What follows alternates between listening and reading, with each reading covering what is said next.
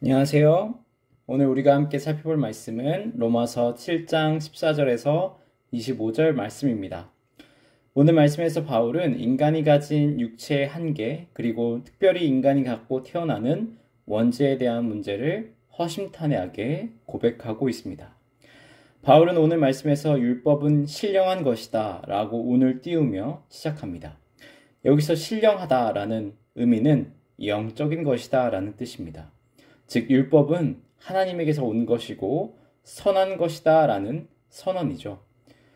그러므로 모든 사람들이 이 율법을 지킬 수만 있다면 하나님 앞에 의롭다 인정받을 겁니다. 하지만 현실은 어떤가요? 그런 사람은 한 명도 없습니다. 바울은 이미 로마서 3장 10절에서 12절에서 이렇게 말했습니다. 기록된 바 의인은 없나니 하나도 없으며 깨닫는 자도 없고 하나님을 찾는 자도 없고 다 치우쳐 함께 무익하게 되고 선을 행하는 자는 없나니 하나도 없도다. 네, 스스로의 힘으로 의를 이룰 자는 없으니 하나도 없다. 성경은 분명하게 말하고 있죠. 그러므로 바울은 율법의 신령함에도 불구하고 인간이 갖고 있는 육체의 한계를 설명합니다. 14절에서 바울은 율법은 신령한 것이다 라고 말하는 동시에 무엇을 말합니까? 나는 육신에 속하여 죄 아래 팔렸도다 라고 고백하지 않습니까? 이는 사람들이 율법을 통해 죄를 깨달을 수는 있으나 여전히 죄 가운데 태어나 죄의 지배를 받고 죄의 노예로 살아갈 수밖에 없는 신분을 임을 강조하고 있는 겁니다. 율법은 우리의 죄를 깨닫게는 하지만 당장 우리를 원죄로부터 자유롭게 할 수는 없다, 못한다 라는 것이죠. 우리는 여전히 죄 가운데 잉태하였고 죄 가운데 태어났습니다. 우리의 몸은 본능적으로 죄를 향해 나아가고 죄를 갈망합니다. 사람들은 배우지 않아도 거짓말하기 시작하고 대화보다는 폭력을 쉽게 선택하고 자기 중심적으로 살아갑니다. 죄의 본능은 우리의 육체에 당연하듯 심겨져서 나타나고 있는 것이죠.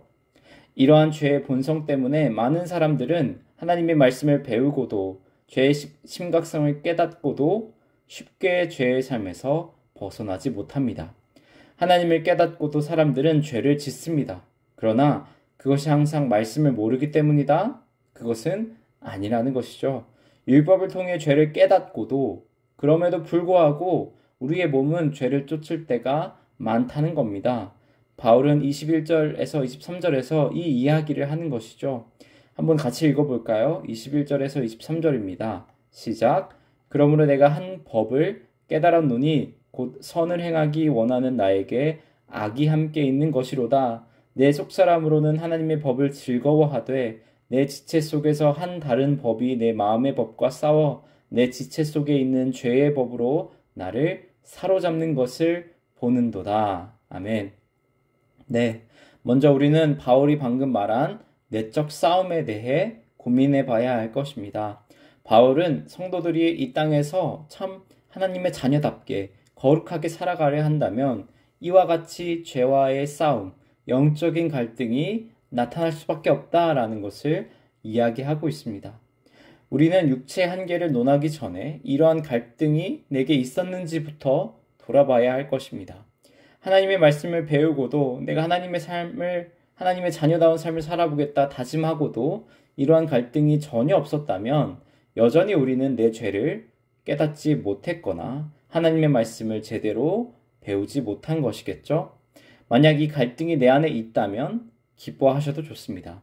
우리는 올바른 방향으로 가고 있습니다. 바울도 이 갈등을 매번 느꼈다고 고백하는 것입니다. 우리는 이 죄와의 갈등 속에서 이제 무엇을 마주칩니까? 바울의 고백처럼 육체의 한계, 죄의 본성, 내가 가진 한계를 만납니다. 그러면 이 순간에 어떻게 해야 할까요? 바울은 그저 한계를 알고 포기하라 말하는 것일까요? 전혀 아니죠. 오늘 말씀에서 바울이 말하고자 하는 것은 이 율법이 가져다주는 한계를 누가 완성시켰는가 보라는 겁니다. 앞서 말씀드렸듯이 율법은 우리의 죄를 발견하고 깨닫도록 도와줍니다. 율법 자체는 좋은 것이죠. 하지만 율법이 그 죄를 정복시키고 굴복시킬 수는 없습니다. 율법은 우리가 차고 있는 차가운 쇠고랑을 깨닫게 해주지만 이 쇠고랑을 풀어주는 열쇠가 될 수는 없다는 겁니다. 오직 이 죄를 해결하고 쇠고랑을 풀어줄 수 있는 열쇠가 되는 분, 그분은 누굽니까? 25절에서 바울이 고백하듯 오직 예수 그리스도를 통해서만 이 죄를 해결할 수 있습니다. 바울은 육체의 한계를 아주 솔직하게 고백하면서 오로지 이 죄를 해결할 수 있는 분은 예수 그리스도밖에 없다라는 사실을 강조하는 것이죠. 복음을 선포하고 있는 겁니다. 그렇다면 예수님은 우리의 죄를 어떻게 해결하십니까? 예수님은 인간의 행위가 아닌 그들의 믿음을 바라봐 주십니다. 오직 믿음으로 의롭다함을 얻게 하셨습니다. 믿음을 통한 구원이 온전히 하나님의 은혜로서 우리에게 주어진다는 의미이죠.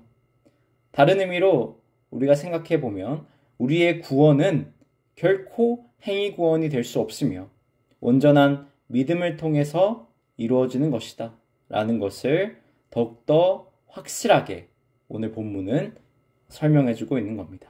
그러므로 이제 우리는 어떻게 살아가야 할까요? 그 답은 로마서 12장 2절에서 나옵니다. 바울은 이렇게 말합니다. 너희는 이 세대를 본받지 말고 오직 마음을 새롭게 함으로 변화를 받아 하나님의 선하시고 기뻐하시고 온전한 뜻이 무엇인지 분별하도록 하라 라고 말이죠. 우리는 날마다 죄를 방치하는 것이 아니라 죄와 싸우며 마음을 새롭게 해야 합니다. 죄의 노예가 된 패배감 속에서 살아가는 것이 아니라 죄와 싸워 승리하신 예수 그리스도를 통한 기쁨으로 살아가야 하는 것이죠. 나아가 하나님께서 기뻐하시는 것이 무엇인가를 알기 위해 부단히 노력해야 합니다. 노력하는 최고의 방법은 무엇일까요? 하나님께 분별의 영을 달라고 기도하는 것이겠죠. 성령 하나님이 나를 지켜달라고 기도하고 늘 예수 그리스도를 말씀 속에서 묵상하는 것입니다. 그러므로 죄의 법이 아닌 하나님의 법을 따르는 삶을 선택하고 살아가야 합니다. 오늘 말씀을 기억하며 죄의 노예가 아니라 늘 새롭게 하시는 성령 하나님의 능력을 따라 살아가는 우리 나눔교회가 되기를 주님의 이름으로 축복하고 기도합니다. 아멘.